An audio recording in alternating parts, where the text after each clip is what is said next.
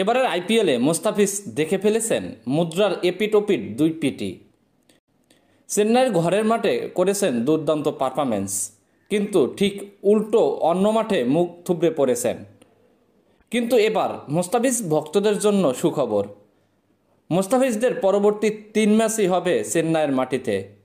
চেন্নাইয়ের 16 উইকেটে মোস্তাফিজ কতটা কার্যকর তা ইতিমধ্যেই তিনি প্রমাণ করেছেন। পহেলা মে সহ মোস্তাফিজ আর মাত্র 3 ম্যাচ খেলবেন চেন্নাইয়ের হয়ে, আর সেই 3 ম্যাচই চেন্নাইয়ের ঘরের মাঠে হবে।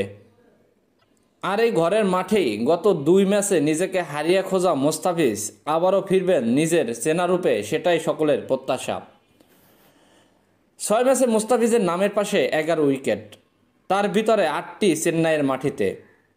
আবারও যেহেতু ঘরের মাঠে খেলা, আবারও কি দেখা যাবে মোস্তাফিজের বোলিং কারিশমা? আগামীকালকে চেন্নাইয়ের খেলা লগ্ন সুপার জায়ান্টের বিপক্ষে। 28শে এপ্রিল ঘরের মাঠে তাদের প্রতিপক্ষ সানরাইজার্স হায়দ্রাবাদ। এবং মোস্তাফিজের এবারের আইপিএলের শেষ ম্যাচ পহেলা মে পাঞ্জাব কিংসের বিপক্ষে খেলবে চেন্নাই। আর এই ম্যাচ খেলেই মোস্তাফিজ দেশে ফিরে আসবেন। 3 মে বাংলাদেশে খেলা জিম্বাবুয়ের বিপক্ষে। আর এই ম্যাচ খেলার জন্য পাঞ্জাবের বিপক্ষে খেলেই দেশে ফিরে আসবেন মোস্তাফিজ।